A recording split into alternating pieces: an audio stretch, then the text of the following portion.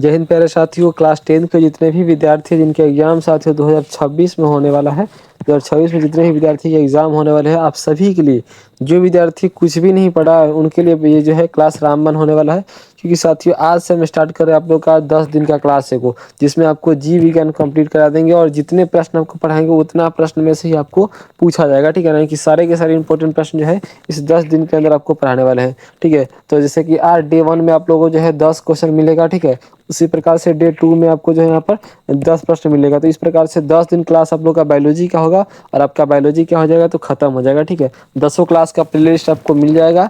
ठीक है ना, और वहाँ पर आपका पीडीएफ चाहिए तो आप जो है व्हाट्सएप ग्रुप में ऐड है, चैनल को सब्सक्राइब करके चलिए स्टार्ट करते हैं। डे 1 में आप लोग का जो है बायोलॉजी का स्टार्ट करते हैं। सबसे पहले हम लोग देखेंगे कि डे 1 में कौन कौन से प्रश्न है। तो पहला क्वेश्चन देखिए आपका अध्याय 1 से क्वेश्चन होगा। ठीक है, डे 1 में आपका अध्याय 1 से प्रश्न रहेगा। पहला प्रश्न है कि मनुष्य में कितने प्रकार के दांत होते हैं, उनके नाम तथा कार्य को लिखिए। ठीक है ना, देखिए याद रखिए कि मनुष्य में 4 प्रकार के दांत होते हैं। मनुष्य में 4 प्रकार के प्यारे बच्चों दांत होते हैं। पहला होता है कतरनाक। ठीक है ना, इसका काम जो है ना पकड़ने काटने तथा कुतरने का होता है। दूसरा होता है भेदक। भेदक का काम भोजन को छीनने तथा फाड़ने का होता है। तीसरा होता है चवर्णक। इसका कार्य भोजन को चबाने का कार्य है। और चौथा होता है अग्रचवर्णक।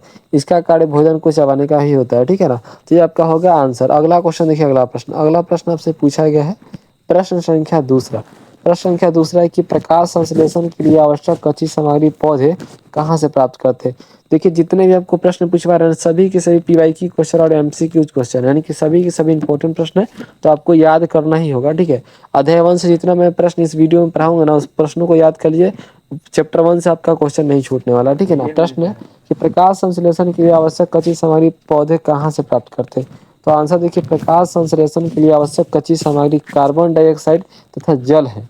पौधे कार्बन डाइऑक्साइड जो है वातावरण से तथा जल कहाँ से तो भूमि से प्राप्त करते हैं। एकदम छोटा छोटा आंसर होगा, ये सब 2 नंबरिया प्रश्न आपको याद करना होगा। ठीक है, चलिए अगला क्वेश्चन देखिए। अगला प्रश्न है कि आमाशय में पाचक रस की क्या भूमिका है।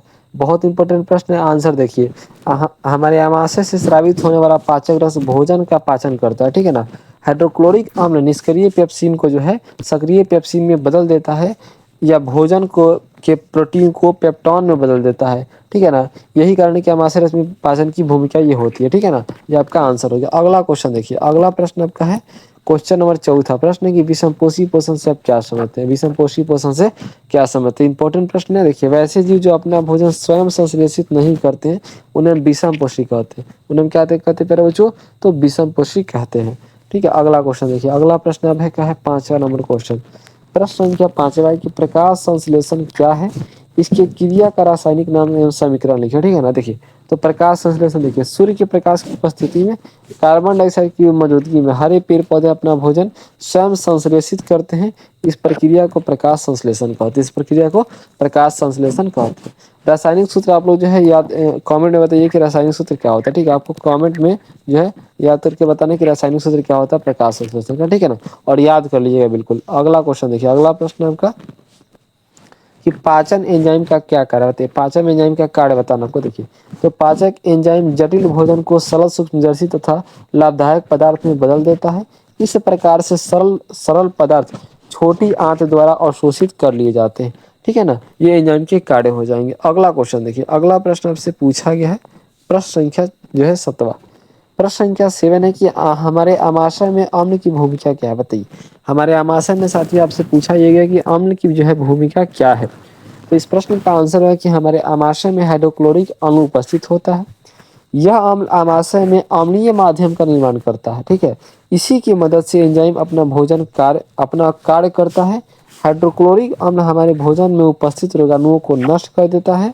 हाइड्रोक्लोरिक अम्ल आमाशय में भोजन को पचाने में सहायता करता है। ठीक है ना, इस प्रश्न का आंसर हो जाएगा। ठीक है, चलिए अगला क्वेश्चन देखिए। अगला प्रश्न आपका है क्वेश्चन संख्या 8।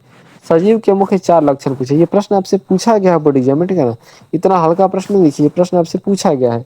तो याद रखिए कि सजीव के लक्षण है कि जो सजीव जो चलता हो, गति करता हो, चलता या गति करता हो, जो श्वसन करे वो सजीव है, जो प्रजनन करे वो भी क्या सजीव है, और जो उत्सर्जन करे वो भी क्या है दोस्तों, तो सजीव ही है। ठीक है ना, चलो अगला क्वेश्चन देखिए। प्रश्न संख्या 9।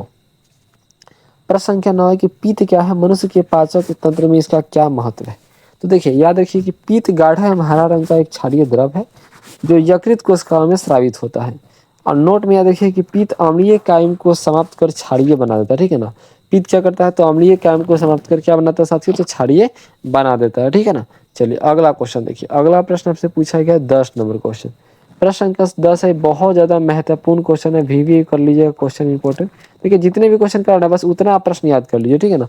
चैप्टर 1 से आपका प्रश्न छूटने वाला नहीं है। प्रश्न है कि दीर्घरोम क्या है, इसके कार्यों को लिखे। दीर्घरोम क्या है साथियों, इसके कार्यों को लिखे। तो याद रखिएगा, देखिए आंसर होगा कि दीर्घरोम उंगली नुमा प्रवर्धक है जो क्षुद्रांत की आंतरिक सतह पर पाया जाता है। प्रत्येक की आंतरिक कोशिकाओं में लगभग 300 विलायी दीर्घरोम रोपण पाया जाता है। इसके कार्य क्या है, इसके कार्य को भी बताना, तो कार्य समझिए। दीर्घरोम में रुधिर वाहिनी का जाल का फैला होता है।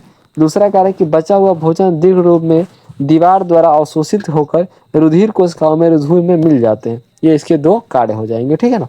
चलिए इस प्रश्न को आप नोट कर लीजिएगा और याद कर लीजिए। अगला क्वेश्चन देखिए, प्रश्न है कि मृत जीव पोषण क्या है, उदाहरण सहित दीजिए। तो आंसर होगा कि पोषण की वह विधि जिसमें जीव अपना भोजन मरे हुए जीवों से या पेड़ पौधे से प्राप्त करते उन्हें मृत जीवी पोषण कहते हैं। जैसे कवक हो गया, बैक्टीरिया हो गया, प्रोटोजोआ हो गया, ये कि सभी क्या हो जाएंगे, तो मृत जीवी पोषण हो जाएंगे, ठीक है। चलिए अगला प्रश्न देखते हैं। अगला क्वेश्चन, प्रश्न संख्या अगला देखिए, क्वेश्चन नंबर 12 है कि पोषण पर पोषण क्या है। पर पोषण देखिए, आंसर समझिए। वैसा जीव जो अपना भोजन स्वयं नहीं बनाकर अर्थात दूसरे जीव पर निर्भर रहते हैं उन्हें हम क्या कहते हैं, तो उन्हें पर पोषण कहते हैं। क्या कहते हैं प्यारे बच्चों, तो पर पोषण कहते हैं, ठीक है ना। चलिए अगला क्वेश्चन देखिए, प्रश्न संख्या 13 है कि पोषण की परिभाषा दे। ये भी प्रश्न जो है आपके बोर्ड एग्जाम में पूछा हुआ है, ठीक है ना। बोर्ड एग्जाम में ये प्रश्न पूछा हुआ है 10th के एग्जाम में, ठीक है ना, कि पोषण की परिभाषा दे। आंसर याद रखिए, ऊर्जा के स्रोत को भोजन तथा शरीर के अंदर लेने के प्रक्रम को क्या कहते हैं साथियों, पोषण कहते हैं, ठीक है ना। क्या कहते हैं, पोषण कहते हैं, ठीक है। चलिए देखिए अगला क्वेश्चन देखिए, आपको देखिए अध्याय 1 में मात्र आपको 13 प्रश्न याद करना है। कितने प्यारे बच्चों, 13 प्रश्न आपको अध्याय 1 में आपको मात्र और मात्र 13 प्रश्न याद करना, ठीक है ना। 13 के 13 आप क्वेश्चन नोट कर लीजिएगा, ठीक है। या इसका पीडीएफ चाहिए प्यारे बच्चों, पीडीएफ तो चैनल को सब्सक्राइब करके, और आपको जो डिस्क्रिप्शन बॉक्स में व्हाट्सएप ग्रुप का लिंक मिल जाएगा, वहाँ जल्दी से व्हाट्सएप में जुड़ जाइए और अपने दोस्तों के पास शेयर अवश्य कर दीजिएगा, ठीक है। तो मिलते हैं, ये डे 1 था, मिलते हैं डे 2 में आपके साथ नेक्स्ट क्लास में, ठीक है। तो थैंक्स फॉर वॉचिंग सभी को, जय हिंद।